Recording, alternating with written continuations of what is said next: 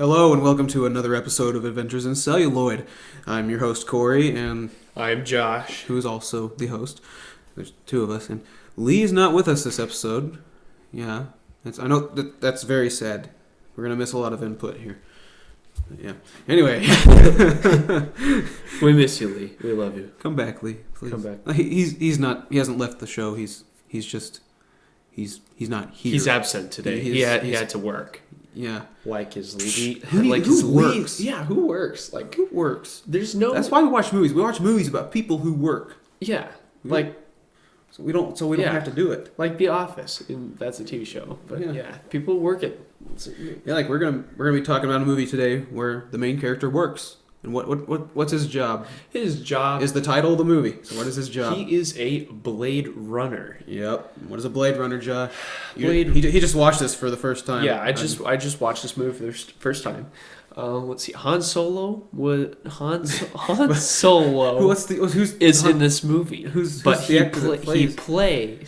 He plays a guy named Harrison Ford who plays a guy named what? Named Deckard. Yep, Deckard. Deckard. Rick Deckard. Doesn't really say Rick that often. Yeah, that's why it's just said Deckard because I can't remember. Can you remember if it says his?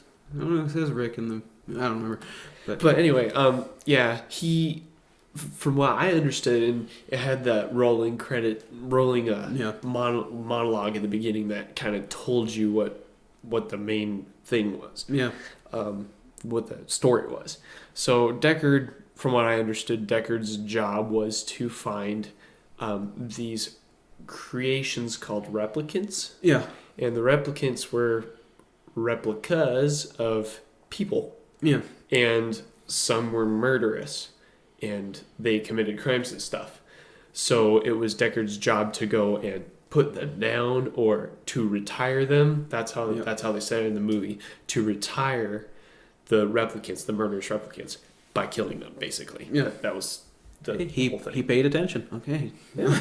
I always pay attention. What are you talking about? Okay, just making sure, Josh. Just making sure. Sometimes I show my favorite movies to my friends, and then by the middle, they're like...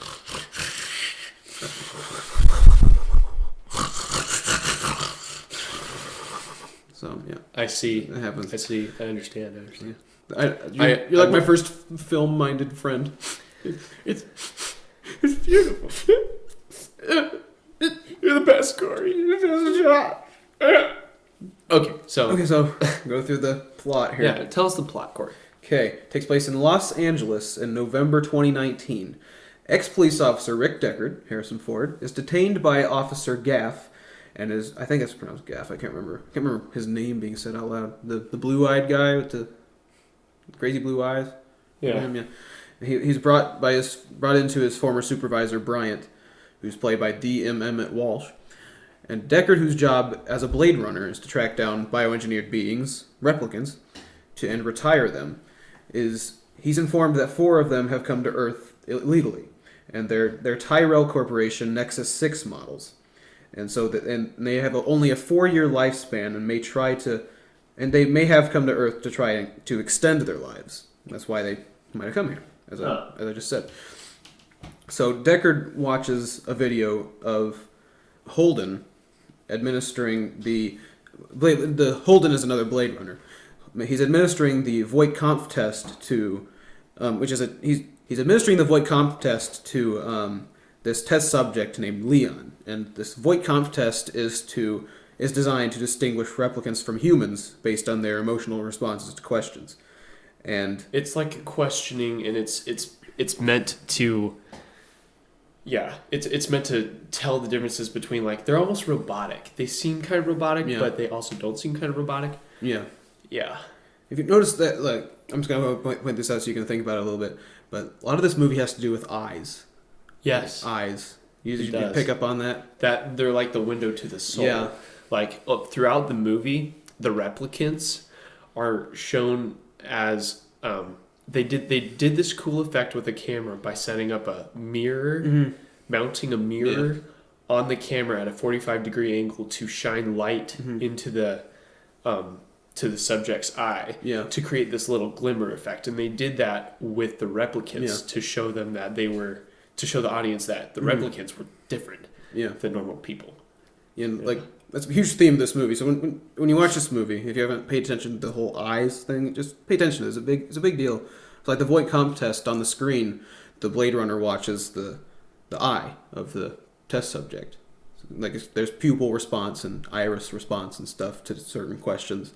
Right. And and so Holden asks Leon about his mother, and then Leon says the classic line, "Let me tell you about my mother," and he shoots Holden, and then he escapes. So Bryant wants Deckard to retire Leon and 3 other replicants, Roy Batty, Zora, and Pris.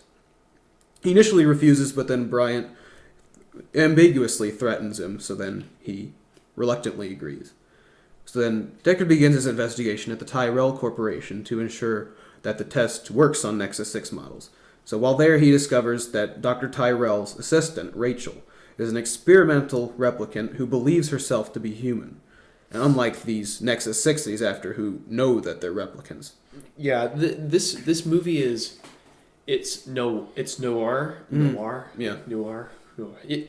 Mystery-ish, kind of shadowy, mysterious type feel throughout the whole movie. Yeah. But a lot of other themes are alluded to, which, like the theme of existentialism. Yeah.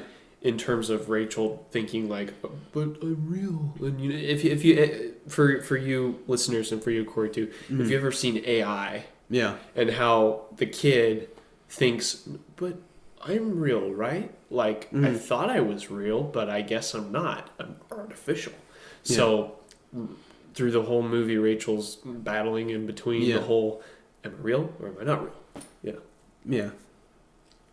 So, she believes herself to be human, and Rachel, and it turns out that she's been given false memories to provide emotional cushion, and I think they said that the memories actually belong to Tyrell's niece, and as a result of this, a more extensive test is required to determine whether she's a replicant.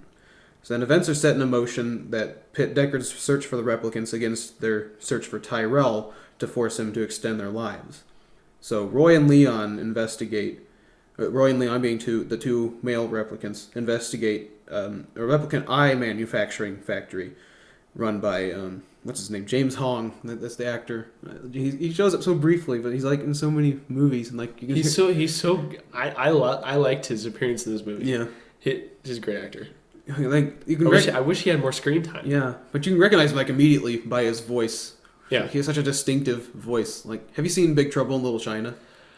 I haven't, but I know that's with Kurt Russell and everything. Yeah, it's on my list. That's John Carpenter's big comedy movie. Yeah, that's one of my favorites ever. Watch that. Even if it has nothing to do with this movie aside from James Hong, watch it. Big Trouble in Little China, great movie right there. So then Roy and Leon learn from James Hong about J.F. Sebastian, who is a gifted genetic designer who works closely with Tyrell. So of course they're going to use him to get to Tyrell. And so Rachel visits Deckard's apartment to prove that she's a human by showing him a family photo, but then Deckard reveals that her memories are implants from Tyrell's niece, because he knows these memories. Like, one of them, her and her brother playing doctor, and the other, she finds a spider egg, and see, he knows these memories before she even says anything about them. And so she leaves the apartment in tears, and then meanwhile Pris, who's one of the replicants, she locates J.F. Sebastian and manipulates him in order to gain his trust. And she stays with him and all that. And then and then while searching, then Deckard, I'm stumbling everywhere, but Deckard goes to Leon's hotel room, and he finds a photo of Zora and a synthetic snake scale that leads him to a club where Zora works. And Deckard encounters Zora like in her dressing room and all that, and he's talking in a real nasally voice. Like, I'm gonna search this. It's like that scene in Star Wars when he's talking to the princess, and he's like, "Hey, I don't know. I can't remember what he says, but he's talking nasally in the same nasal way." And I was like, He also does it in Indiana Jones and the Last Crusade. Whenever he enters the castle, except he's doing a Scottish accent with it. Yeah. He's my goodness, the tapestries that's the best like Scottish all these tapestries. And the guy's like, "If you're a Scottish lord, then I am Mickey Mouse." How dare he? I just love that. But anyway, back to Blade Runner. He's talking in a nasally voice, like telling her that he's searching for peepholes, because, who knows what a man can go through to get look at it. She picks up on what he's trying to do, and she starts running from him, and he chases her down, and he retires her. That means he kills her. Yeah. And then shortly after that, he's told by Bryant that he also needs to retire Rachel because she has disappeared from the Tyrell Corporation. And then he spots her in a crowd, and then he's attacked by Leon, and who says the famous line, "Wake up, time to die." He starts beating him senseless. Like, who knows how much strength Leon's got, because he's a replicant, and then just beating his face. And I don't know if we've established this yet, but replicants are supposed to be like indestructible until they want to die or something like that. Yeah. Or like, so like they're indestructible, and because they're indestructible, they're extra powerful. Yeah. Because there's no way they can get hurt. Mm-hmm. So they go all out, and they're super strong. They're like the Hulk. Yeah. In a tiny human form. So Leon's beating him senseless, and then suddenly his head blasts open, a little hole, and then we see Rachel holding Deckard's pistol, which had been dropped during the scuffle. What? And they return to Deckard's apartment, and they have discussion, and he promises not to hunt her. They start having a romantic scene, but he forces onto her a little bit. It's kind of uncomfortable. Yeah, it's like, what is going on here? I thought you were a cool guy, Harrison Ford. But or Han Solo playing Harrison Ford playing Deckard. It's debatable as whether, but she gives in at the end of that. Yeah. So whatever. Okay, well, move on. We'll get to the content a little bit. Yeah. Well, this is our first rated R movie that we've done a podcast for. So anyway, we're not just reviewing Care Bears here. Yeah, because Force Awakens was totally Care Bears. Mm-hmm. Yeah, totally. Yeah. Spider-Man 3 was too. Spider-Man. I don't know. Okay, let's move on. Okay, then. Pris, having called Roy arrives at Sebastian's apartment, and he tells Pris that the others are dead, of course, but they were stupid, and so they died, but we'll survive. I think I said something like that. Yeah. But then Sebastian's sympathetic to the whole thing, and he reveals that his life, and he's 25, but he looks a bit aged because he has Methuselah syndrome, as it's called, and it's a genetic premature aging disorder. I think it's kind of an interesting name there, Methuselah disorder. He lived 900. That's kind of a cool. It's not a word, but coolly named. Yeah, because Methuselah lived 969. Wasn't that how old Methuselah was? Yeah, he was an old boy. Yeah, old boy. He was wiser than a wise man on the wise hill. No, wait, that was Solomon. He was older than an old man on an old hill. Yep. Anyway, but yeah, his life, like the replicants, his life will be cut short. So he's sympathetic to their cause. So he takes them to Tyrell's penthouse, where Roy demands more life, but then Tyrell tells him that's impossible. And Roy confesses that he's done questionable things, which Tyrell dismisses, praising Roy's advanced design and accomplishments in his short life. And then Roy I skipped ahead a little bit, but Roy gives Tyrell a kiss of death, and then he crushes his head. And he even puts his thumbs in his... impales his thumbs. He starts just crushing his head, and then he sticks his thumbs into Have you seen eyes. Star Trek Into Darkness? No. Star Trek Into Darkness, with Khan, played by Benedict Cumberbatch, the way he kills people is he jumps over to him, and then he just puts his hand on either side of their head, and he just goes, and you can hear the crush. It's like, oh my gosh, that's what it reminded me. I was like, oh hey, that's like what? Maybe that was a reference to this. Yeah, maybe. There's no much. I don't know. I don't know. But yeah, it was a little bit gruesome though, because like blood was burning out of the eyes and yeah. But then Sebastian's kind of disgusted by this. He's like, "Oh no, this is not. Why am I here?" He books it out of there. Like, why am I here? So he runs for the elevator, and followed by Roy, who then rides the elevator down alone. And though it's not shown, it's implied by Bryant on the police radio that Roy kills Sebastian. I wish they'd shown that. That's like, whatever. Sebastian is one of the characters in the movie that like you're probably the most connected to. Yeah. Like you make an attachment to any character in any movie. Yeah. But like for this movie, Sebastian, I was just like, this guy, he's innocent, and I feel for him. Yeah. And he's undergoing all of this horrible torment by this guy. Yeah. And so that makes me sad. And yeah. Yeah. Then Deckard makes his way to Sebastian's apartment, where he's ambushed by Pris. And I mean, she starts trying to crush his head with her thighs, and then she picks him up by the nose. I mean, and Harrison Ford told Daryl Hannah, "Just go at it. Grab me on the nose. This is for the movie. We gotta do it for the movie." I feel like if you did that hard enough, you'd just rip the nose. Yeah, right off. Yeah, I mean, Harrison told her. Harrison told Daryl Hannah, like, just go for it. He was game. Just gotta do this. We can't make it look fake. So then she actually did pull up on his nose, and then she starts doing a big flip, and then he shoots her in midair, and then she's on the floor. I can't remember I don't know what the seizure. Yeah, it's kind of like a seizure. Flailing. She's like flailing around. She's flailing around the floor, and he shoots her a couple more times, and then she's finally dead. That was like a very violent death. It was like, oh my goodness, she's still not dead. Let's shoot her a couple more times. And so Roy returns and finds her body, and he starts chasing Deckard through the building and everything, and he's taunting him the whole way. Like this whole last 20 minutes.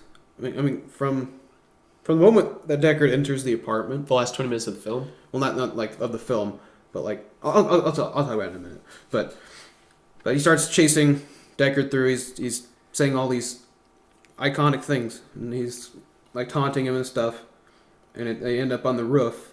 And Deckard tries. I mean, by this time, Roy has broken some of Deckard's fingers, and so he also has lost.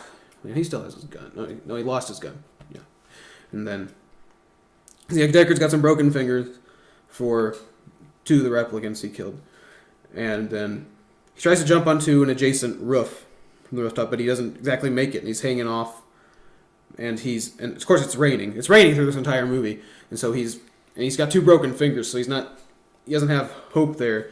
And then Roy jumps onto the other roof, and he makes it, even with a dove in his hand. He has that whole thing with a dove in his hand.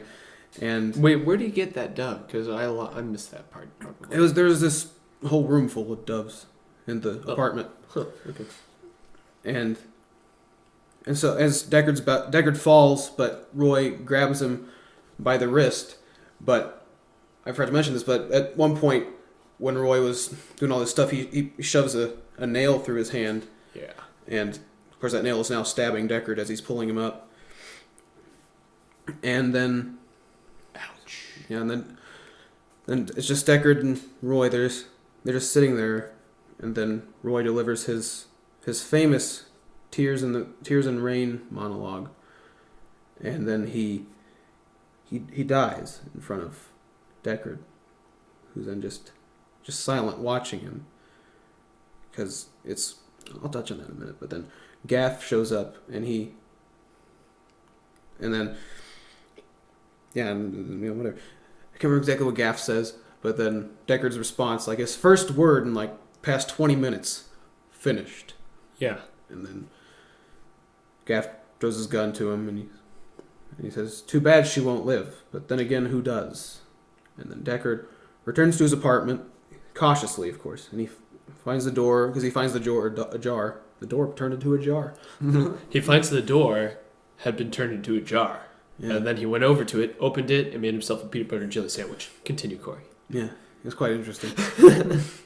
But he goes in cautiously, but he finds Rachel is safe asleep in the bed, and as they leave, Deckard notices a tiny origami figure. 'Cause throughout this movie, Gaff makes little origami figures out of little pieces of paper that he finds, and hang on, do you have like a gum wrapper I could borrow so I can make a little crane? I should probably mention this. I skipped over something because I forgot where it came in, but previously in the movie, Deckard has a little dream where he sees a unicorn just galloping through a forest.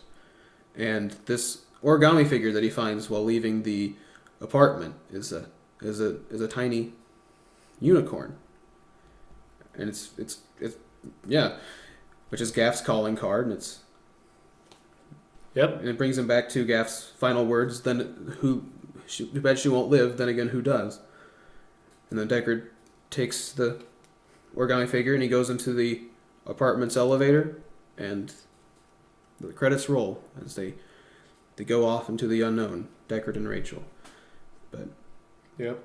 and in the theatrical version, there's an extended scene where they travel into daylight and an idyllic, and there's a really nice landscape that they travel to. And that's the theatrical version. And of course, I should probably clarify this. We watched the final cut, which I know I'm not good with the Star Wars updates, but Blade Runner, the final cut, they didn't mess anything up. Like I can't remember what they added to it in terms of special effects, but nothing was looked out of place at all, and there probably wasn't even much that they added in there. But they also, in the theatrical version, there's voiceovers from Harrison Ford's character Deckard, which basically they sound so phoned in, and they're just really bad. He did some bad readings on those. Like he's admitted himself that they're bad readings. Yeah. And the voiceover basically just says his thoughts, even though you can already tell what he's thinking. So it kind of takes away from the movie in terms of Deckard's character and everything. But I believe the final cut to be the definitive version of Blade Runner. Yeah, it came that was finished in 2007, correct? Yeah. But I mean the theatrical version's good, but the final cut I believe to be definitive. Yeah.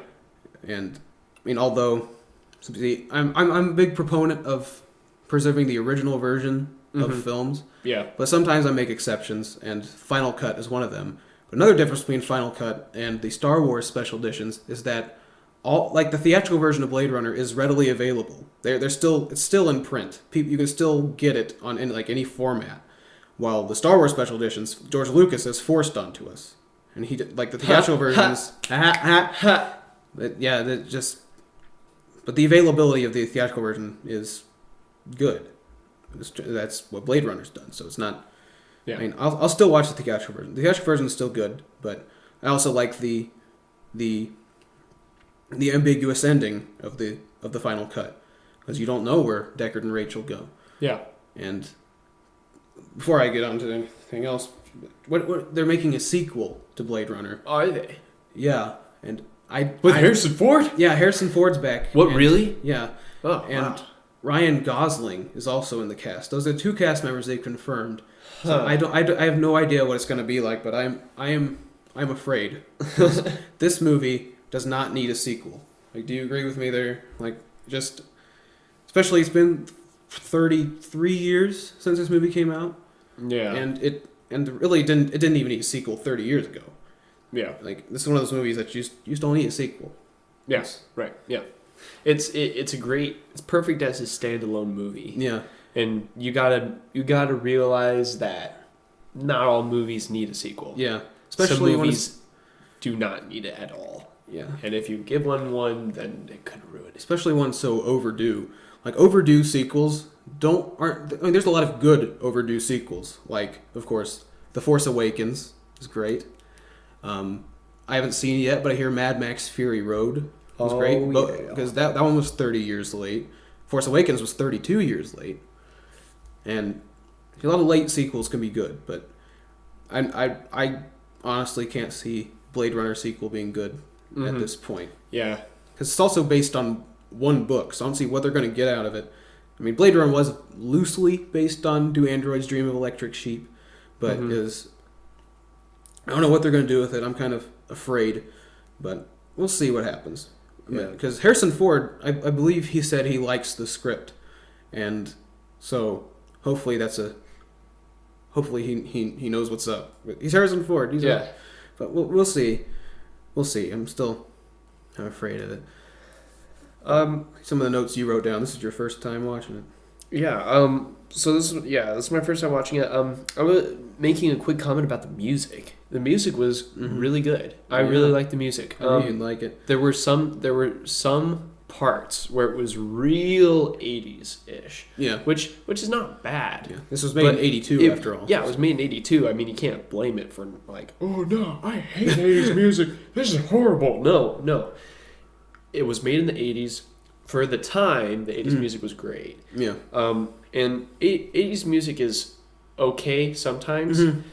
Sometimes you can get a little too synthy. Yeah. If you know what I mean. And every once in a while it kind of did get a little synthy, but that's just because it's 80s, you know. Yeah.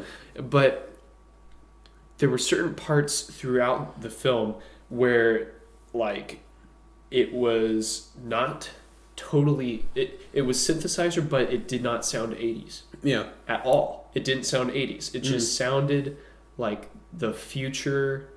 It sounded future-ish, and it also it was simplistic bass undertones or very simplistic moods and stuff. What was your favorite part of the soundtrack? Like which scene do you think had the music going on the best? Because I have an opinion on this one that I've had first time I saw the movie.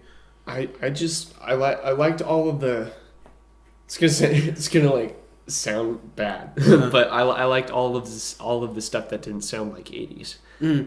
But in saying that, I think all of the sound, every part of the soundtrack that was used when it was going throughout the city, people were walking and stuff, and it was like a or something like that, something that didn't sound 80s, and it just sounded like you would hear it in a movie today. It would just make more sense. Maybe diegetic sound. Do you know what diegetic sound is? No. Diegetic sound is like a sound that comes from what you see on screen. Yeah. Non-diegetic sound would be like music. Okay. Diegetic sound would be like a trash can being So you mean like some of this music sounded like it would actually be in that atmosphere? Exactly. And like you would hear it. So something like that, I guess. Yeah. But it was also the soundtrack. Yeah. So it was diegetic and non-diegetic sound both together, which was kind of cool. So I like that. My favorite scene music wise was the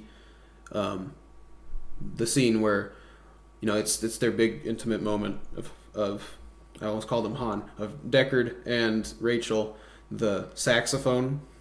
Like I play the alto sax, but that I just love that music is the love theme is what it's titled. Yeah. And I just love that, especially when you watch. I mean, it's on the soundtrack. It's great, but it doesn't have the piano part that Rachel plays in the movie as it's going. But it's so much better when you watch the movie because Rachel's piano part going along with it. It's just and what's going on the screen. It's like it brings it to life. It's just a very powerful musical moment. Yeah, for me right there. Real quick kudos to my older brother Mike. He graciously allowed us to watch this in his home theater, which sounded great. He installed 7.1 surround sound today because he knew we were coming over. He installed it today, and I was like, "Wow, thanks, Mike." Yes, thank you, Mike. Mike, you're the best. You're the best brother of Josh's I've ever met. Well, what about Chris? I love you too, Chris. For you listeners, because Corey and I both experienced this tonight when we watched Blade Runner. For you listeners, if you ever get the chance to watch any film, but also Blade Runner, if you get a chance to watch Blade Runner in 7.1 surround sound, do it, because it's pretty good. It is a great movie. It's pretty cool. To check out your sound system with. If you want to show off your sound system, watch Blade Runner. Yeah. Yep, pretty much. Yeah, pretty much. What are some other notes you wrote down on there? Let's see. I wrote on here. Budget felt like it must have been through the roof. Yeah, hang on. I'm watching this. You said this came out between Return of the Jedi and between Raiders and Return of the Jedi. Raiders and Return of the Jedi for Han Solo, who played Harrison Ford, who played Deckard. But it came out between those movies. Yeah. And you watch those movies, and they're very. You can tell they are of a lower budget than this one was. Mm-hmm. Like it seemed like that. Like I'm watching this, and this is what I would see in the late 1990s. Yeah. Like these were good visual effects. The budget was $28 million. Okay, yeah, and I can totally tell. And the box office was $33.8 million. So it wasn't wildly successful, this movie, especially in the United States. It underperformed in the United States because it was marketed as an action movie. And it really wasn't an action movie, yeah. And I mean, there are a few parts where it's action packed, but it's a neo noir film. It's not an action movie, right? Yeah, really. Yeah, neo noir film plus existentialism. Yeah, thing. It's an interesting mix. Yeah, I like it. Like it's kind of refreshing. Yeah. In comparison to a lot of things, it's like a lot of the trailers, like they featured the pumping music on the credits. Yeah, it featured that, so you put that with action, and they used the action scenes in the trailers. So it's marketed as an action movie when it's really this slow-paced neo-noir film. Yeah, and which is deep, and people wanted to see action. They didn't want to see deep. They wanted to see punch and kick. Yeah, and shoot, like Spider-Man or something. I don't know. They wanted to see another Star Wars. Yeah, because Harrison Ford, another Star Wars. Yeah. Go watch Attack of the Clones. Yeah, 1982. Watch Attack of the Clones.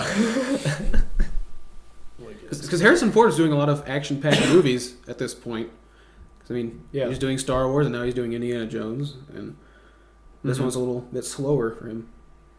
And of course, he hated making this movie though, because it was such a mess being made, and especially I think he probably also felt a bit salty when it underperformed, but I think he's proud of it now that it's found its audience years later, because now it's a cult classic. Right. Yeah. It's like number 134. Yeah. In the top movies of all time. Yeah. Rating thing. I mean, Ridley Scott was successful with Alien, but Blade Runner it took a while to find its audience. It's like a John Carpenter film. Well, pretty much all of John Carpenter's films are cult classics. Yeah. Especially The Thing, which came out the same year, funny enough, as Blade Runner, and it didn't find its audience until much later. Yeah, because this year was big for science fiction. Like huge. E.T. was out, Blade Runner was out. Going back to the huge budget thing, like it seemed the budget was huge. Yeah. The sets were that fantastic. was big for an 82. Yeah, and a couple of extremely significant things, a few significant things that you see in this film constantly is the use of smoke, lights, and that's about it. you never. And shadows. That's the other thing. Because it's neo noir. If you're gonna have a noir movie, it's going to have tons of shadows in it. But the thing is that it's interesting because noir relies heavily on shadows, whereas this one relied heavily on shadows, but also the use of tons of light. Yeah, and it's never daytime in this movie. Yeah, at all. If it is, it's all smogged over. Anyways, this is L.A. in 2019, according to 1982. It's crazy. Yeah, and then smoke. It sends the message of in 2019, everything will be so polluted. There's going to be just smoke everywhere. Yeah, and there's going to be lights everywhere, and you're going to see the smoke all the time. It's kind of interesting. I like it. It's going to be like this in 4 years. We have 4 years to change the outcome of what this movie is prophesying. Hey, wait. On that box, on the Blade Runner box, the DVD box, I was reading it was fulfilling prophecy or what is it? Oh, let's take the box is right here. Oh, the box is right here. Okay. Right there. Let me read it. I need to read this. Visually spectacular, intensely action-packed, and powerfully prophetic. It says powerfully prophetic since its debut, and that's really interesting because it's like saying it's prophesying what's going to happen. Yeah. I don't know what it's been correct in prophesying since then, but yeah. What's your next note you got on there?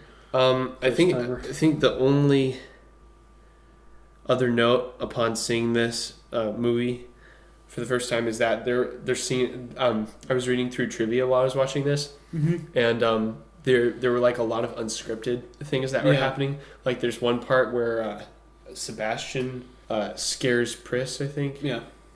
And then Pris gets scared, and then she runs away from him and into his car and shatters his window to his car. But that was unscripted, and she actually chipped her elbow in 8 places or something like that. She's still got the scar to this day. Daryl Hannah does.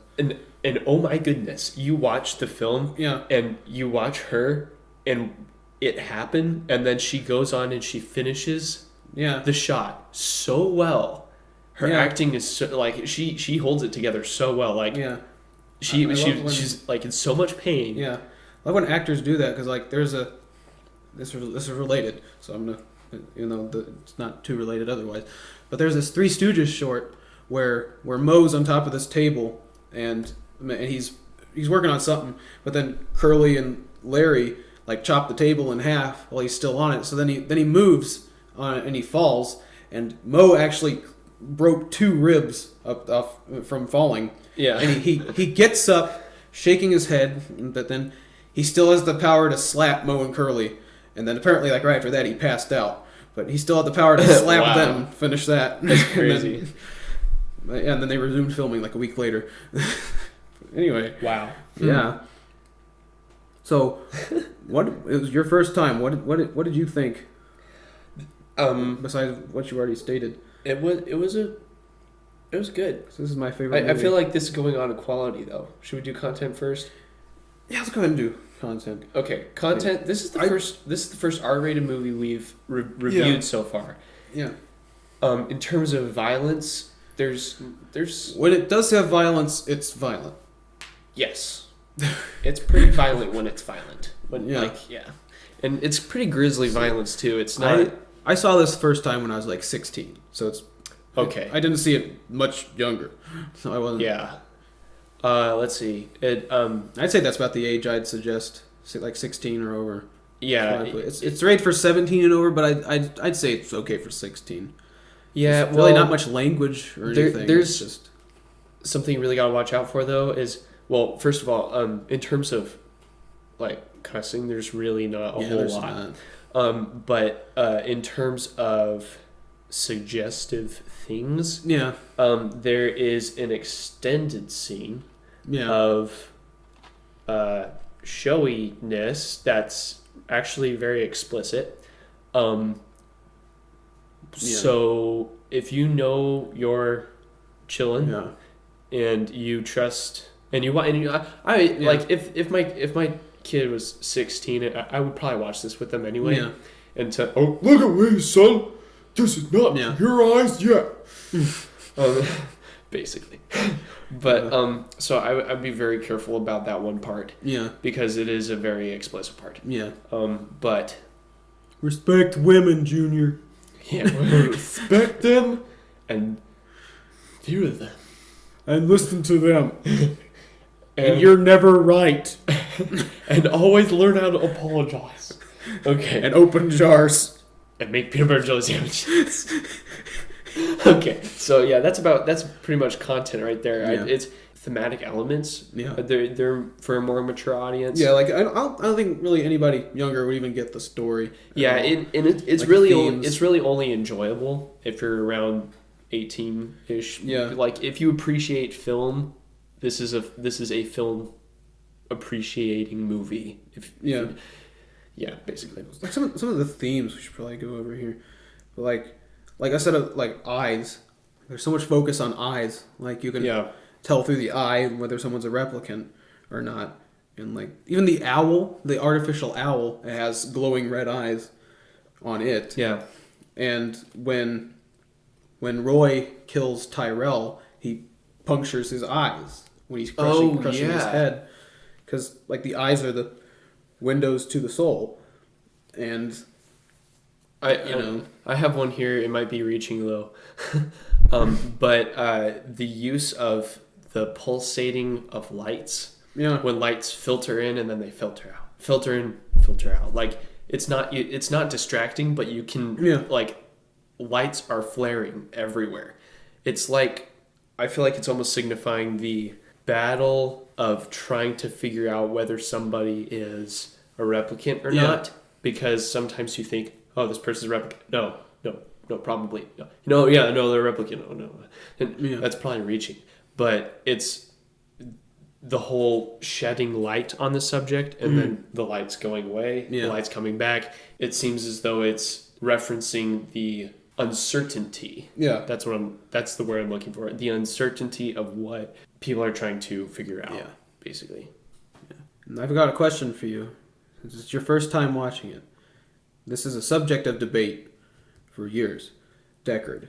Is he a human or is he a replicant? Ooh. Because on the box, it looks like his right eye is glowing. You're basing it on stuff from the movie. You base it on, because I'm divided. I'm afraid I'm also afraid that the sequel is going to answer that question. That's what I'm afraid of most. Yeah, leave it unanswered. That's one thing that sequels always have a horrible reputation for. They just spoil the uncertainty of things. Yeah, I can't really put it any other way. Ridley Scott believes that Deckard is a replicant, but the screenwriter wrote it intentionally that there's really no telling. But even though he believes that Deckard is human, and Harrison Ford also believes that Deckard is human, although Ridley Scott says he's convinced him, but I don't know. Yeah, I guess I'm split between that. I feel like he's probably more I'm split between that. Yeah. But yeah. I mean, it is compelling, the unicorn dream. They inserted that into the final cut to kind of put more into that. Yeah. And there's Christian allegory in the movie. Like I know. Like that whole there is a nail through the hand part, and then right after that there's he says finished. Yeah. I don't know if that's directly and also the replicants are like fallen angels, because like Roy Batty has similarities to Lucifer. It's like he prefers to reign in hell than serve in heaven. I think he says something like that. And he also deliberately misquotes William Blake by saying, "Fiery, the angels fell." Yeah. Because the original quote was, "Fiery, the angels rose." And like, as you said, the nail through the hand. And whenever he dies, he lets the dove go. I mean, the dove, he doesn't let it go because he's dead. But the dove leaves, like symbolizing Roy's soul ascending to the heavens. And apparently Zora's gunshot wounds on her back are supposed to look like an angel whose wings have been cut off. And that's interesting. Zora makes use of a serpent that once corrupted man in her performance and stuff like that. Oh, hey, that's true. Yeah. And then the whole snake scale thing. Yeah. So why do you, and also another question before we get on to rating it by quality. Why do you think Roy spared Deckard's life? This could be a very viable way of arguing the fact that he might be a replicant. Yeah. Because Roy is the name? Yeah, it's Rutger Hauer's character. Roy. Yeah, Roy might have realized, he's a replicant and he just doesn't know what he's doing, so I'm going to spare him, so he realizes that he's replicant, because replicants shouldn't, hurt other replicants or whatever. I don't know what his philosophy is on that or anything, but maybe another thing is, why did he spare him? Maybe to, there's always the possibility of an antagonist sparing the protagonist, and then the antagonist allowing himself to die to make the protagonist feel bad about it. If that makes any sense. Yeah. So maybe that's another thing. Those are my two theories, really. But I felt it was kind of Roy's way to express that even though he's a replicant, he understands what it is to be human. Yeah. And he wants, like, Deckard to see that. And, because Deckard's job is to kill replicants. But replicants, like, sometimes become more human than humans are. Like, in this case, Roy. Because Roy, by this time, by his death, he realizes what it is to be a human. And so he wants to impart that knowledge to Deckard for the rest of Deckard's life, however long that may be, whether he's a replicant or a human or whatnot. Yeah. But I just feel like he spared his life so he could remember Roy, even though obviously they weren't on the same side and stuff. But they didn't see eye to eye on things. Yeah. That would make sense. Yeah. As far as quality rating goes, Let's see. Internet Movie Database gave it an 8.2 out of 10. Yeah, but it's crazy. It's weighted like crazy, as I always say. It's an 88 on Metascore. Yeah, that's what you want to trust. It's one of the biggest sci-fi milestones in film history. Blade Runner is one of the most significant film history defining moments. And so, I mean, you got to take that into account too. It's right up there with 2001 and Star Wars. Exactly. 2001, revolutionary. Blade Runner, revolutionary. Look at the visual. If you go watch this movie, pay attention to the visual effects. I mean, you don't even have to pay attention. You're going to, because they're kind of amazing for 1982. It's kind of astounding how good the visuals are. I was kind of surprised myself. Yeah. Yeah. So, what would you give it, Corey, out of 10? How many snake scales out of 10 snake scales? We got to start doing this. We got to for every movie. Yeah, go ahead. This is my favorite movie ever, aside from Star Wars as a trilogy, as four of the Star Wars movies. This is my favorite movie of all time. So I gave it a 10 out of 10. I can't see it going any lower. I gave it a 9 out of 10. Why?